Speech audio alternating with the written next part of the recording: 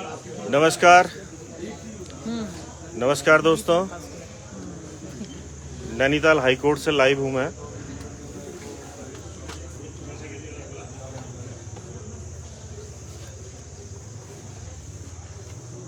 आवाज़ मेरी आ रही है? थोड़ा कोई थंब का निशान बना दें तो मैं आगे कंटिन्यू करूँ।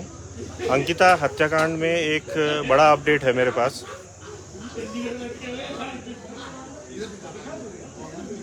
कुछ और लोग जुड़े तो मैं शुरू करूं।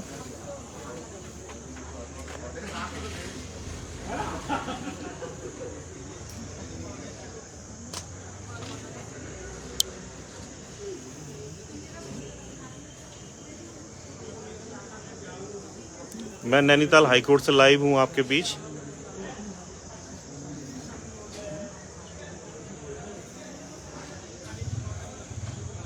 कुछ और लोग जुड़े तो मैं शुरू करूं।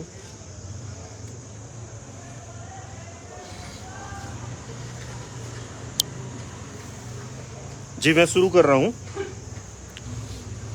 आज अंकिता हत्याकांड मामले में मेरे द्वारा जो याचिका दायर की गई थी और उसमें वरिष्ठ अधिवक्ता नवनीश नेगी जी उसमें पैरवी कर रहे हैं, उसकी आज पहली सुनवाई हुई। पिटीशन एडमिट हो गई थी। हमने इसे गोपनीय इसलिए रखा कि हम भी नहीं चाहते कि बिना किसी कुछ पॉजिटिव आए, हम वो अल्लाह करें। अब पॉजिटिव कुछ है तो मैं आपके बीच आया हूँ। आज इसमें जस्टिस संजय मिश्रा की जो एकल पीठ थी उसमें आज इसकी सुनवाई हुई और ये 19 नंबर पर केस लगा हुआ था। तो कल रात को ही हम, जैसे ही हमें पता चला कि आज सुनवाई है, तो हम कल रात को संजीव पंजी और मैं जो है पिथौरागढ़ से चल के यहाँ पे पहुँच गए थे। जैसा आपको पता है कि national web media journalist union इस मामले में सहयोग कर रही है।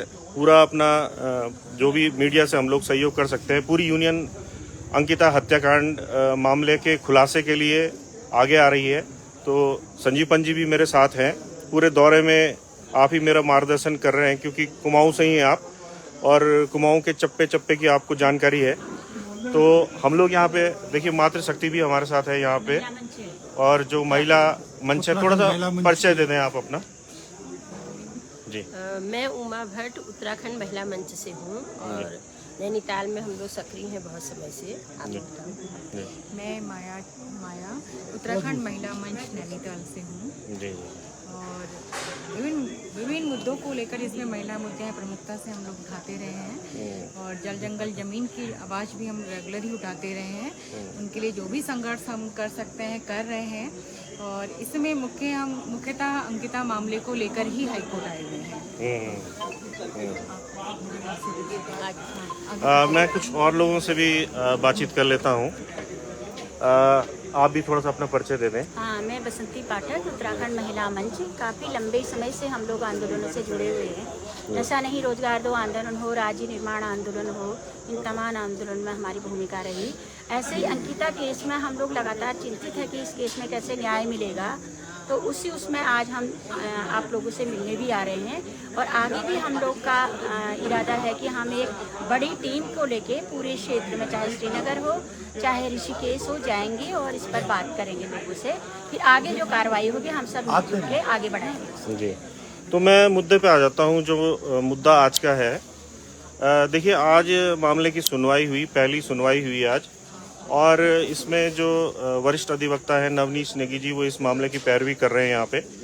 तो जब उन्होंने अपनी बात रखी यहाँ पे कोर्ट में कि भाई इसमें जो है, जो क्राइम सीन है उसे नष्ट किया गया स्थानीय विधायक रेणु बिष्ट द्वारा, जहाँ पे अंकिता रहती थी जिस कमरे में, और जो एसआईटी की जांच है उससे हम लोग संतुष्ट नहीं हैं। कैसे क्राइम सीन को नष्ट कर दिया गया, और पीएम रिपोर्ट को लेकर जो हमारे बीच सवाल हैं कि वो सेटिस्फैक्ट्री नहीं है। तो कोर्ट ने उसका तत्काल संज्ञान लिया और जो एसआईटी है उसे तलब किया है पूरी केस डायरी के साथ, और अब तक जो भी इन्वेस्टिगेशन हुआ है उसकी जो डिटेल स्टेटस रिपोर्ट जिसे कहा जाता है टेक्निकल शब्दावली में, पूरी केस डायरी के साथ जो स्टेटस रिपोर्ट है उसे तलब किया गया है। और 3 नवंबर से पहले वो रिपोर्ट जो है वो यहाँ पे तलब की गई है और 3 तारीख को फिर से यहाँ पे सुनवाई होगी। तो अभी तक जनता के मन में जो सवाल थे, चाहे पीएम रिपोर्ट को लेके थे, चाहे वनंतरा रिजॉर्ट को तोड़ने को लेकर थे, चाहे जिस तरह से अभी तक एसआईटी ने जांच की है उसके बारे में कोई बहुत ज़्यादा खुलासा नहीं हो पा रहा है। दुष्कर्म से एक तरह से जो दुष्कर्म की बात इसमें आई है कि अंकिता के साथ रेप या दुष्कर्म होने की संभावना भी हो सकती है। एसआईटी की जो फिलहाल जांच है उस हिसाब से दुष्कर्म के जो आरोप हैं उससे भी जो अभियुक्त हैं उनको एक तरह से छोड़ दिया गया है। वो 376 जो धारा उन पर लग सकती थी वो भी उसमें नहीं है। तो अगर 376 हटती है तो केस निश्चित तौर पे कमज़ोर होगा, क्योंकि ऐसी पूरी संभावना है कि उसके साथ हत्या से पहले कुछ गलत हुआ है। अब वो क्या गलत हुआ है, कोई वो फिजिकल असॉल्ट है, वो सेक्सुअल असॉल्ट है, क्या है, ये तो इन्वेस्टिगेशन का पार्ट है। तो अब ये होगा कि यहाँ पे हाईकोर्ट की मॉनिटरिंग में सारी जांच होगी और एसआईटी जो भी जांच कर रही है उस पर हम सवाल जवाब यहाँ पे कर सकते हैं। पीएम रिपोर्ट यहाँ पे तलब की जा सकती है। यहाँ पे जो रिजॉर्ट तोड़ा गया वो कैसे तोड़ दिया गया, क्यों तोड़ दिया गया, और उसमें अगर कोई अपराध बनता है तो रेणु बिष्ट के खिलाफ भी अपराध कायम करने की, मुकदमा कायम करने की यहाँ से हाईकोर्ट से डायरेक्शन हो सकते हैं। तो ये तो भविष्य की बात है कि इसमें क्या होगा, लेकिन फिलहाल ये है कि हमारे जो सवाल हैं, जनता के जो सवाल हैं अंकिता हत्याकांड को लेकर, उसकी एक प्रॉपर यहाँ पे सुनवाई हो पाएगी और जो भी सवाल होंगे, जो जायज़ सवाल होंगे इन्वेस्टिगेशन को लेकर, वो यहाँ पे हाईकोर्ट में पूछे जा सकेंगे। पंजी, आप भी कुछ जोड़ना चाहें इसमें?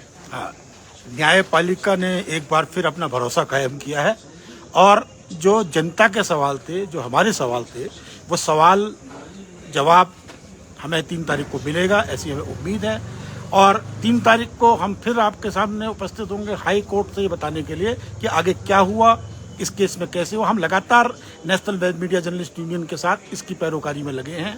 आंसू भाई के नाम से पिटीशन है और क्योंकि संगठन पूरी तरह गैर राजनीतिक है तो हम ये चाहेंगे भी कि इसको किसी तरीके का राजनीतिक मुद्दा न बनाया जाए। धन्यवाद। धन्यवाद पंजी। तो हम भी चाहते हैं कि ये कोई राजनीतिक मुद्दा ना बने। ये उत्तराखंड की जो जनता है उसकी जन भावना का प्रश्न है और इस लड़ाई को गैर राजनीतिक तरीके से लड़े जाने की ज़रूरत है। और हम चाहते हैं कि सभी राजनीतिक दलों के लोग भी इसमें अपना मन साफ करके इस लड़ाई में हमारे साथ शरीक हों और इसमें भाजपा के लोग और आरएसएस के भी अच्छी सोच के लोग वो भी हमारे साथ जुड़े। हमें किसी से भी कोई गुरेज नहीं है, क्योंकि अंकिता तो पूरे उत्तराखंड की बेटी थी, किसी भाजपाई या कांग्रेसी या आरएसएस वाले की बेटी नहीं थी, वो सभी की बेटी थी। तो मैं उनका भी अभिवादन करूंगा। अगर आरएसएस के और बीजेपी के कुछ लोग भी हमारे साथ खड़े हो जाते हैं तो हमें अच्छा महसूस होगा। भाजपा हम जो है बार एसोसिएशन हाई कोर्ट का तहे दिल से धन्यवाद करते हैं इस बात के लिए कि वो हर कदम पर हमें सहयोग कर रहे हैं। और आज जो हमें यहाँ पर जिस तरीके से वकील लोग उत्सुक थे जानने के लिए क्या हुआ, तो उससे भी एक जो है कि हमारा उत्साह वर्धन हुआ है। हम धन्यवाद करते हैं national web media journalist union की ओर से बार एसोसिएशन हाई कोर्ट का। जी, बार एसोसिएशन का जो हमें यहाँ पे समर्थन मिला है, जिस तरह से सारे जो अधिवक्ता गण हैं, विद्वान अधिवक्ता गण हैं नैनीताल हाई कोर्ट के, वो बिल्कुल खड़े हैं हमारे साथ। और इस केस की पैरवी में जो वरिष्ठ अधिवक्ता नवनीश नेगी जी हैं उनके साथ लगातार सभी अधिवक्ताओं का डिस्कशन भी रहेगा। तो अब हमें ऐसी आवश्यकता नहीं है कि हमें किसी आयातित एडवोकेट को बाहर से बुलाना पड़े, क्योंकि यहाँ पे बहुत काबिल अधिवक्ता यहाँ नैनीताल हाई कोर्ट में है, सीनियर एडवोकेट हैं, वो सब लोग हेल्प करेंगे और एक मजबूत पैरवी अंकिता हत्याकांड मामले में यहाँ पे अंकिता की तरफ से हो पाएगी। उत्तराखंड की जो जन भावना है उसकी यहाँ पे पैरवी हो पाएगी।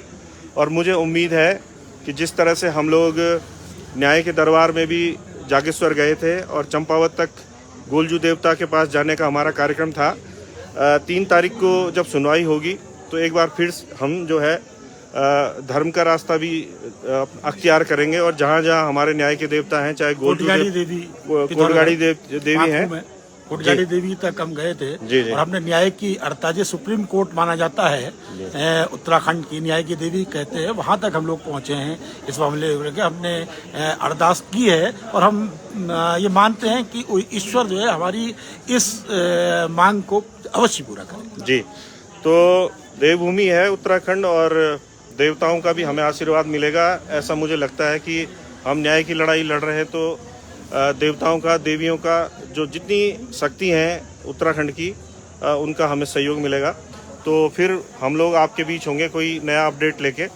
फिलहाल नैनीताल हाईकोर्ट से अंकिता हत्याकांड मामले में इतना ही। धन्यवाद। जय उत्तराखंड, जागो उत्तराखंड।